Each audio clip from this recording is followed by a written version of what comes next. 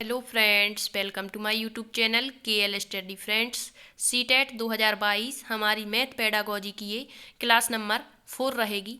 इससे पहले हमने 3 क्लासेस कर ली हैं, जिसमें हमने फर्स्ट क्लास में पढ़ा हुआ था। बिल्कुल बेसिक से हमने यहाँ पर गणित पेडागोजी की शुरुआत की थी। जिसने भी अभी तक गणित पेडागोजी की तैयारी नहीं की है तो वो ये सारी क्लासें ज़रूर देखें। फर्स्ट क्लास में आपको बताया था कि गणित की उत्पत्ति कैसे हुई और गणित का अर्थ क्या होता है, गणित की विभिन्न विद्वानों के द्वारा दी गई परिभाषाएं, गणित की प्रकृति, गणित की विशेषताएं, इससे आपके क्वेश्चन बनते ही बनते हैं। ठीक है। सेकंड वीडियो में हमने देखा था गणित की तार्किकता, अर्थात गणित में तर्क का क्या स्थान है, आगमनात्मक और निगमनात्मक तर्क क्या होते हैं। और क्लास नंबर 3 जो थी उसमें हमने जो है गणित की भाषा स्वयं की एक भाषा होती है, इसका ग्रामर होता है मतलब व्याकरण होता है, और संख्या और संख्यांक में क्या अंतर होता है, इससे आपके क्वेश्चन बनते हैं। आज की ये हमारी क्लास नंबर 4 रहेगी और इसमें हम पढ़ने वाले हैं कि जो हमारी गणित भाषा होती है इसका पाठ्यक्रम में क्या स्थान है, या जो हमारा पाठ्यक्रम है उसमें गणित का क्या स्थान है। ठीक है।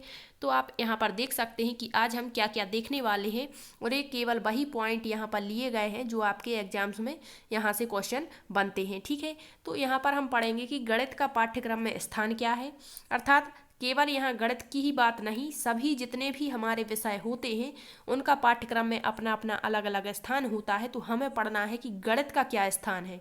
ठीक है। नेक्स्ट आपका पाठ्यचर्या क्या है, इसका अर्थ बताइए। अर्थात जो एक क्वेश्चन बनता है यहाँ से, जो करिकुलम आपका होता है, मतलब जो दौड़ का मैदान है, इससे आपका क्वेश्चन पूछ लिया जाता है। तो पाठ्यचर्या क्या है, इसका अर्थ बताना है। नेक्स्ट पढ़ेंगे गणित की आधारभूत संरचना। अब गणित की जो आधारभूत संरचना होती है, बीजगणितीय संरचना होती है, तलरूप संरचना होती है और आपकी क्रमिक संरचना होती है। तो यहाँ से आपका क्वेश्चन 100% आता है और इन्हीं तीनों संरचनाओं में आपका पूरा गणित समाया हुआ है। तो ये सारी चीज़ें आज हम देखेंगे। तो आइए देरी ना करते हुए शुरू कर लेते हैं अपना सेशन। यहाँ दिया है गणित का पाठ्यक्रम में स्थान क्या है, या पाठ्यक्रम में गणित का क्या स्थान है। ठीक है। तो यहाँ पर हम देखने वाले हैं ये जितने भी पॉइंट यहाँ पर दिए गए हैं यही आपको बताएंगे कि जो पाठ्यक्रम है उसमें गणित का स्थान क्या है। तो आपको सारे पॉइंट A to Z अच्छे से देखते हुए और समझते हुए चलना है, ताकि आपका कोई भी पेडागोजिकल क्वेश्चन बने तो आप उसका आंसर दे पाएँ। ठीक है। तो यहाँ सबसे पहला हमारा पॉइंट दिया है कि किसी भी विषय का, यहाँ केवल हम गणित की बात नहीं कर रहे हैं, किसी भी विषय का, चाहे आपका हिंदी हो, इंग्लिश हो, संस्कृत हो, तो किसी भी विषय का शिक्षा में स्थान जो होता है वो इस बात पर निर्भर करता है कि वह व्यवसाय शिक्षा के उद्देश्यों को पूरा करने में कितना सहायक है। मतलब कोई भी सब्जेक्ट हो, शिक्षा में उसका स्थान इस बात पर डिपेंड करेगा कि वो शिक्षा के उद्देश्यों की पूर्ति कर रहा है या नहीं। यदि नहीं कर रहा है तो उसमें क्या कमी है, उसमें सुधार किया जाना चाहिए या नहीं किया जाना चाहिए। ठीक है। तो पहला पॉइंट यही है आपका कि किसी भी विषय का शिक्षा में स्थान इस बात पर निर्भर करता है कि वह हमारे शिक्षा के जो उद्देश्य हैं उसकी पूर्ति कर रहा है या नहीं कर रहा। ठीक है। नेक्स्ट है प्राचीन काल से ही जो हमारा गणित विषय है शिक्षा के उद्देश्यों की पूर्ति करने में सहायक रहा है। तो प्राचीन काल मतलब वर्षों से ही हमारा जो गणित है वो हमारे जो उद्देश्य हैं, चाहे आपके दैनिक जीवन के उद्देश्य हों या कोई भी उद्देश्य हो, उसकी पूर्ति गणित के माध्यम से की जाती है। और वर्तमान समय में तो जो विज्ञान का आधार है वो गणित है। ठीक है। इस तरह से ये हमारा सेकंड पॉइंट हुआ। यहाँ पर हम थर्ड पॉइंट देखते हैं जो कोठारी आयोग है। अब आपको सभी आयोग याद रखने हैं क्योंकि CDP में इससे क्वेश्चन बनता है आपका, चाहे कोठारी आयोग हो, ठीक है, दौलत सिंह कोठारी इसके अध्यक्ष थे, मुदालियर आयोग हो, ठीक है, तो इससे क्वेश्चन बनते हैं। तो इस सारे आयोग आप एक बार पढ़ लेना। तो जो कोठारी आयोग है 1964 में आया था और नई गणित को कक्षा 1 से 10 तक अनिवार्य विषय बनाने की बात की थी। तो यही क्वेश्चन पूछता है कि निम्न में से गणित के पाठ्यक्रम में स्थान के विषय में दिए गए 4 कथनों में से कौन सा एक कथन सही है या फिर कौन सा एक कथन गलत है। और इस तरह की जब आप ऑप्शन देखेंगे तो आपको यहाँ पर कन्फ्यूजन होगा कि इसमें से हम क्या लगाएं। ठीक है। तो ये सारे पॉइंट आपके बिल्कुल करेक्ट होंगे, एक जो दिया होगा वो बिल्कुल गलत होगा, और यही पूछते हैं। ठीक है। तो यहाँ पर आपसे यदि पूछता है कि कक्षा 1 से 10 तक गणित को अनिवार्य विषय बताने की बात किस आयोग ने की है, तो वो आपका कोठारी आयोग 1964 ने की है। ठीक है। अब हम देखते हैं गणित को अनिवार्य विषय बनाने के बिंदु, मतलब जो गणित है उसको अनिवार्य बना दिया, मतलब हर मतलब कक्षा में गणित होगा ही, ऐसा बना दिया गणित को अनिवार्य। ठीक है। तो इसके जो मुख्य बिंदु है यह अनिवार्य विषय बनाने का उद्देश्य क्या था। तो यहाँ पर हम देखेंगे कि जो गणित है वो सभी विज्ञानों का आधार है, इस कारण से गणित को अनिवार्य विषय बनाया गया पाठ्यक्रम में। ठीक है। क्योंकि गणित के बिना कोई भी विज्ञान हो, आपका रसायन विज्ञान हो, भौतिक विज्ञान हो, जीव विज्ञान हो, इसके बिना अधूरा है। इस कारण से गणित को सभी विज्ञानों का आधार होने के कारण अनिवार्य विषय बनाया गया। तो ये पॉइंट आपके ऑप्शन में देखने को मिलेंगे, सारे पॉइंट अच्छे से समझते हुए चलना है। गणित एक सटीक विज्ञान है, मतलब जो सटीक विज्ञान है इसका मतलब क्या है कि जो गणित के जो फॉर्मूलास होते हैं, मतलब इसका एक सटीक एग्जाम्पल यदि हम बात करते हैं तो इसका आंसर बिल्कुल परफेक्ट करेक्ट आता है, अर्थात जो गणित है वो यथार्थ होती है, ठीक है, सत्यता पर आधारित होती है, मौलिकता पर आधारित होती है, इसमें कोई नकल की बात नहीं होती है, जो है सो वो हमेशा ही रहेगा। इस कारण से जो गणित है वो एक सटीक विज्ञान है और इस कारण से ही इसे अनिवार्य विषय बनाया गया। नेक्स्ट पॉइंट है, गणित के माध्यम से बच्चों में अनुशासन संबंधी गुणों का विकास होता है। तो अब आप कहेंगे कि गणित से कैसे अनुशासन, तो यदि आप किसी बच्चे को या कक्षा में आप कोई क्वेश्चन देते हैं उसे करने को, तो बालक यदि उस क्वेश्चन का आंसर सही दे पाता है, तो बालक उस क्वेश्चन का सही आंसर देता है, तो उसमें आत्मविश्वास के साथ साथ अनुशासन संबंधी गुण भी यहाँ पर विकसित हो जाते हैं।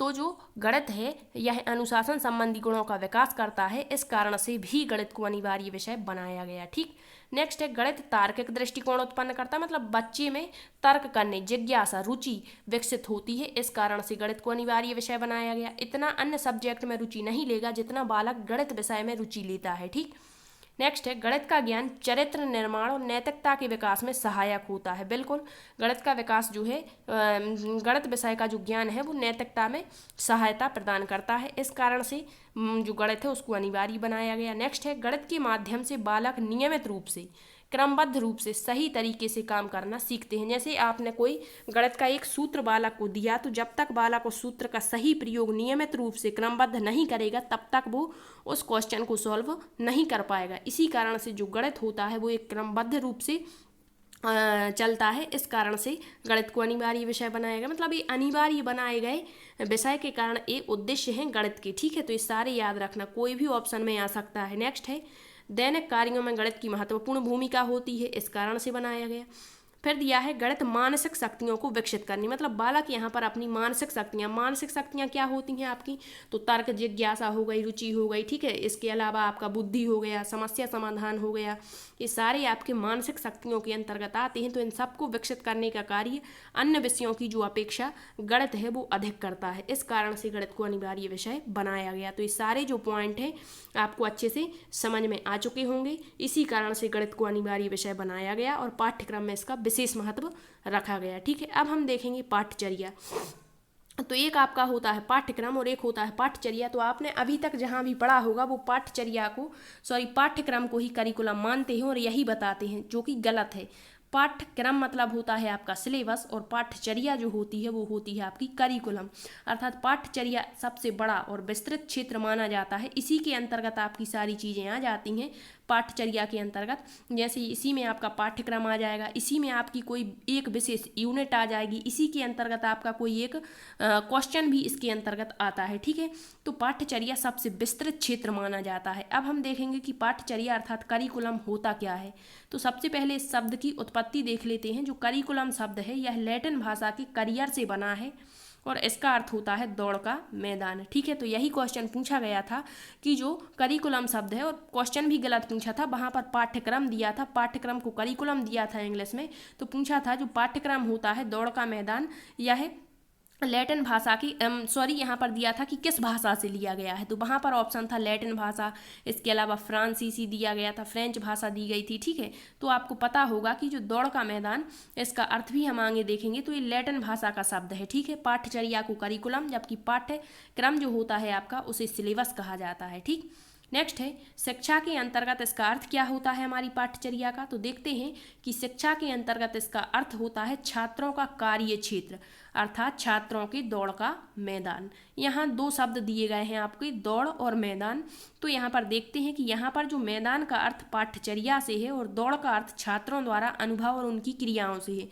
मतलब हमारी जो पाठचर्या में दौड़ का मैदान है, तो मैदान क्या है, एक पाठचर्या है आपकी। ठीक है, और दौड़ क्या है, उस पाठचर्या को प्राप्त करने का साधन है। तो यही आपको याद रखना है। ठीक है, नेक्स्ट देखते हैं, पाठचर्या का क्षेत्र व्यापक होता है, पाठचर्या के अंतर्गत ही आपका पाठ्यक्रम आता है। तो यदि आपसे पूछता है कि पाठचर्या और पाठ्यक्रम में क्या अंतर है, तो आपको यही बताना है कि पाठचर्या का क्षेत्र सबसे व्यापक होता है, जबकि पाठ्यक्रम जो होता है वो आपकी पाठचर्या में समाहित होता है। ठीक, नेक्स्ट है पाठचर्या बालक के सामाजिक जीवन से संबंधित है, जबकि पाठ्यक्रम पढ़ने का आधार। मतलब पाठचर्या जब व्यापक है तो इसमें आपका पाठ्यक्रम भी आ गया, मतलब विद्यालयी क्षेत्र भी आ गया, और आपका सामाजिक जीवन मतलब आपका वातावरण भी इसमें आ जाता है। ठीक है, तो ये सामाजिक होता है, जबकि जो पाठ्यक्रम है वो केवल आपके विद्यालय तक ही सीमित होता है। तो इस कारण से जो पाठ्यक्रम है वो पढ़ने का मात्र आधार होता है।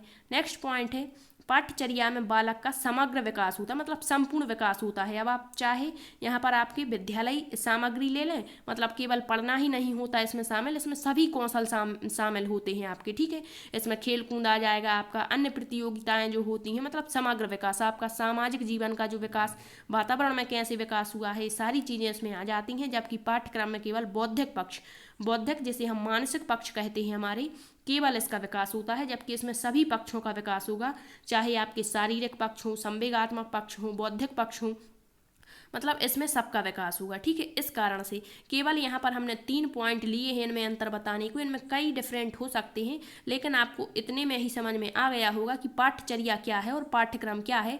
अब यहाँ पर जो पाठ्यक्रम में चीज़ें चल रही हैं वो सारी आपकी इसमें तो आएंगी ही, इसके अलावा भी इसमें कई चीज़ें आ जाती हैं। जैसे यहाँ दिया बौद्धिक पक्ष, तो पाठ्यक्रम में केवल बौद्धिक पक्ष की बात की गई है, लेकिन जो बौद्धिक पक्ष है वो आपके पाठचर्या में आएगा। इसके साथ ही साथ इसमें आपका शारीरिक भी आ जाएगा, आपका मानसिक भी आ जाएगा, आपका बौद्धिक आ जाएगा, सामाजिक आ जाएगा, संवेगात्मक, संज्ञानात्मक, सारे क्षेत्र इसमें आएंगे। ठीक है, बौद्धिक तो आएगा ही। तो ये सारी चीज़ें आपको अच्छे से समझ में आ चुकी होंगी, पाठ्यक्रम और पाठचर्या में क्या अंतर है। अब हम देखते हैं गणित की आधारभूत संरचनाएं, जो कि बहुत ही इंपॉर्टेंट हैं। ठीक है, यहाँ पर क्वेश्चन कैसे बनते हैं ये भी आपको बताएंगे। तो गणित की 3 आधारभूत संरचनाएं होती हैं, इसी पर पूरा गणित टिका हुआ है आपका। ठीक, अब ये 3 कौन कौन सी हैं तो आपको याद रखना है। कभी कभी पूछ सकता है कि निम्न में से कौन सी गणित की एक आधारभूत संरचना नहीं है, तो आपको जब तीनों पता होंगी तब आप इसका करेक्ट आंसर दे पाएंगे। तो सबसे पहली होती है बीजगणितीय संरचना, दूसरी होती है यहाँ ताल नहीं तल रूप संरचना होगा। ठीक है, मिसप्रिंट है। नेक्स्ट है आपकी क्रमिक संरचना। तीनों संरचनाएं याद रखना। अब यहाँ देखते हैं एक एक करके बीजगणितीय संरचना। तो इसके अंतर्गत आपका जोड़, घटाव, गुणा, भाग और सामान्यीकरण की क्रियाएं आती हैं। अब जोड़, घटाव, गुणा, भाग पर तो पूरा गणित टिका हुआ है। तो जो बीजगणितीय संरचना है पूछ लेता है कि गणित की किस संरचना के अंतर्गत आपके जोड़, घटाव, गुणा, भाग और सामान्यीकरण की क्रियाएं आती हैं, तो बीजगणितीय संरचना के अंतर्गत आती हैं। ठीक है, नेक्स्ट है आपकी तलरूप संरचना। तो इसके अंतर्गत क्या आता है, सीमा, समीपता और निकटता का अध्ययन यहाँ पर करते हैं। किसका, सीमा, समीपता और निकटता का अध्ययन किस संरचना के अंतर्गत किया जाता है, तो तलरूप संरचना के अंतर्गत। ठीक है, नेक्स्ट है आपकी क्रमिक संरचना, और क्रमिक संरचना के अंतर्गत से बड़ा, से छोटा और तुलना करना। ठीक है, मतलब डिफरेंट करना, बढ़ता और घटता क्रम यहाँ पर इसका अध्ययन यहाँ पर करते हैं, तो ये क्रमिक संरचना कहलाती है। तो पिछली बार क्वेश्चन यहीं से पूछा गया था कि जो आपका घटता और बढ़ता क्रम है, इसका अध्ययन गणित की किस आधारभूत संरचना के अंतर्गत किया जाता है, तो वो आपका क्रमिक संरचना होगा।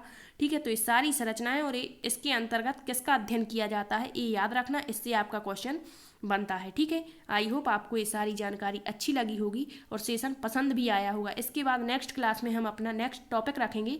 यदि आपको सेशन पसंद आया है तो शेयर जरूर करना। Thank you.